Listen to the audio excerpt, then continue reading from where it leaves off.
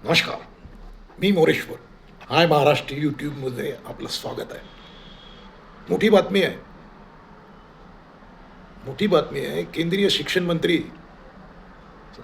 धर्मेंद्र प्रधान यांनी आपल्या पदाचा राजीनामा दिला आहे.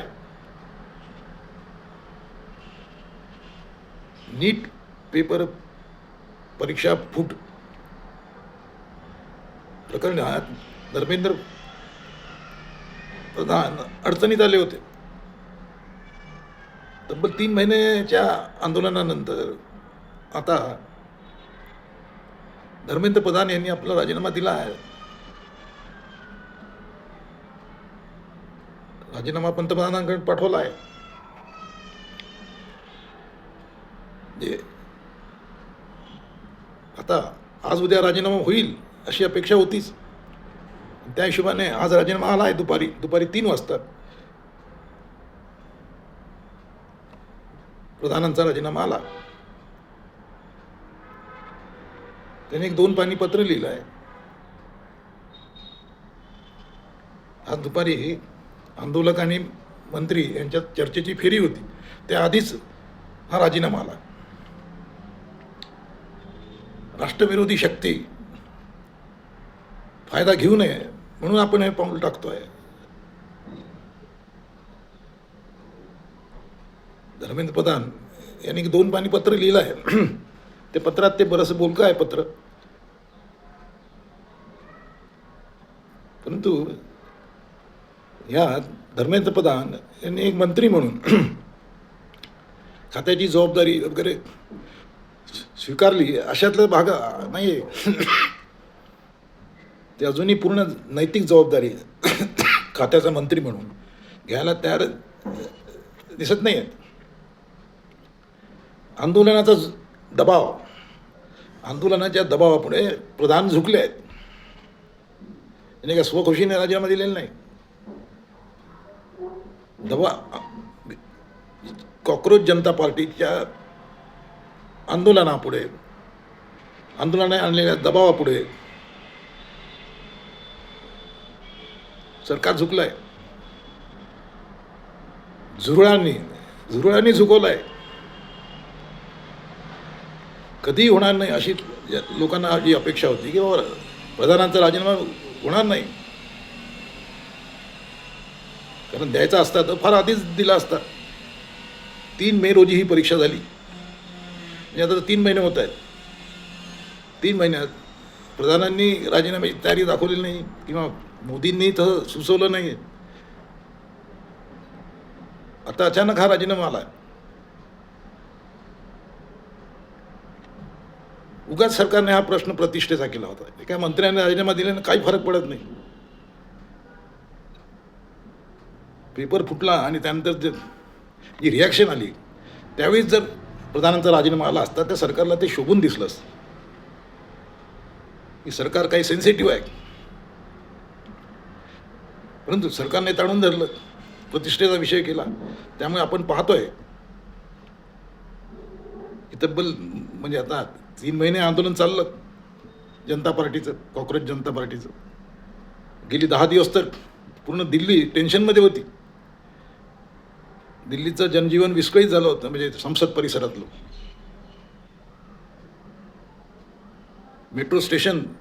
अनेक मेट्रो स्टेशन बंद होते. त्यामुळे प्रवाशांची प्रचंड गैरसोय झाली.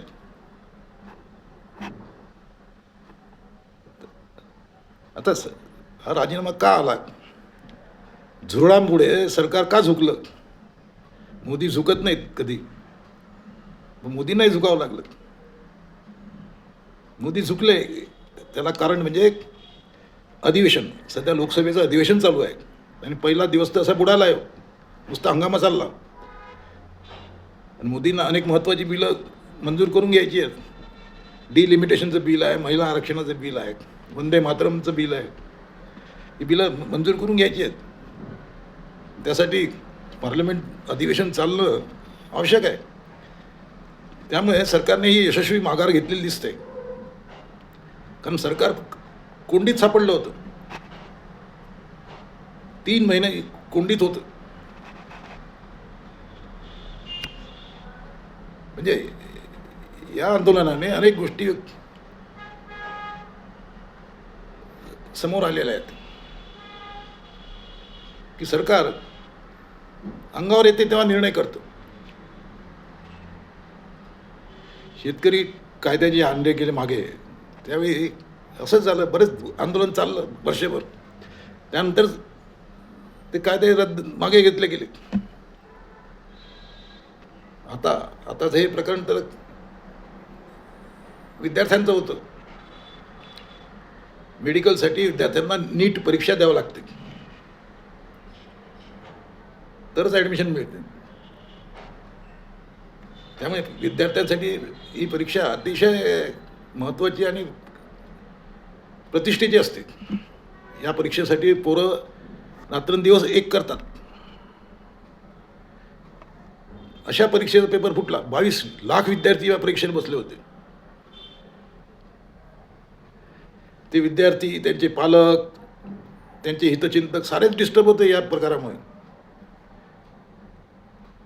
त्यामुळे जनमत सरकारच्या विरोधात जायला सुरुवात झाली होती. म्हणजे संघ परिवारातली मुलं जी आहेत, त्यांचे पालक जे आहेत, ते मोदींच्या विरोधात बोलायला सुरुवात झाली होती. आणि हे मोदींच्या लक्षात आलं असेल ना. त्यामुळे मोदींनी हा निर्णय केला असावा की आता झालं, पुष्कळ झालं आता. परंतु याच्यामध्ये सरकारचं तर अपयश आहेच, परंतु गृह मंत्रालयाचा मोठा अपयश आहे. या आंदोलनासाठी विद्यार्थ्यांचा उपयोग झाला, वापर झाला. सुरुवातीला 26 दिवस सोनम वांगचूक उपोषणाला बसले. या उपोषणाने पूर्ण देशभर हा विषय चर्चेला गेला. परंतु जंतर मंतर मैदानावर जी पोरं आणली गेली, ती कुठून आणली गेली? उत्तर प्रदेश, बिहार वगैरे भागातून, दुसऱ्या भागातून आणली गेली, ट्रकमधून आणली गेली. हे गृह मंत्रालयाला लक्षात कसं आलं नाही? आपलं इंटेलिजन्स कुठं होतं की बाहेरून पोरं आणली जात आहेत आंदोलनासाठी? त्यातली अनेक पोरं विद्यार्थी नाहीत, त्यांचा परीक्षेशी काही संबंध नाही. हे आंदोलनासाठी त्यांना आणलं जात होतं जंतर मंतरवर. आणि त्यांनी जर मग त्यांचं काही घेणं देणं नव्हतं परीक्षेशी, पेपरशी काय होईल. इथे आल्यावर त्या पोरांनी धुडकूस घातलं, लाठीचार्ज करावा लागला, अश्रुधूर वापरला पोलिसांनी, अश्रुधूर. तर मोदी सरकारला हा मोठा धडा आहे. इंटेलिजन्स, गुप्तहेर यंत्रणा फेल झाली असं दिसतंय एकूणच. मोदींच्या घरापुढे राहुल गांधी आणि त्यांचे खासदार उपोषण धरणं देतात, हेही त्याचं एक उदाहरण आहे. म्हणजे कुठून आंदोलक येत आहेत, किती येत आहेत, काय येत आहेत, याची जर गृह मंत्रालयाला कल्पना येऊ शकत नसेल तर मग अडचण आहे, प्रॉब्लेम आहे. अधिवेशन घेऊ नये हाच विरोधकांचा अजेंडा होता, विरोधी पक्षांचा.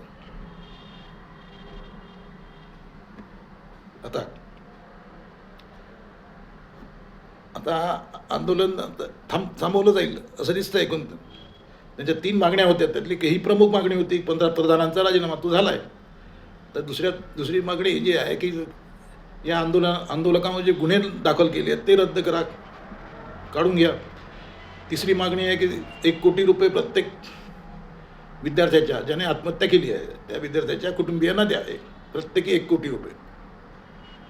त्याच्यावर चर्चा होत राहील. आता ते फार मोठी गोष्ट नाही, परंतु या निमित्ताने 56 इंचाची मग छाती दाखवणारे नरेंद्र मोदी यांनी कुठे मार खाल्ला?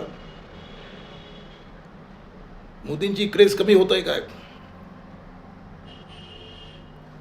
सारे प्रश्न या निमित्ताने उपस्थित झाले आहेत. तर हे मोठं नुकसान झालं आहे. म्हणजे प्रथमच मोदींना एवढा मोठा धक्का बसलेला आहे, जबरदस्त धक्का आहे मोदींच्या इमेजला, मोदी सरकारला आणि एकूणच भाजपला. हा मोठा धक्का आहे. या धक्क्यातून भाजप आणि मोदी कसे सावरतात ते आता पाहायचं पण. नमस्कार.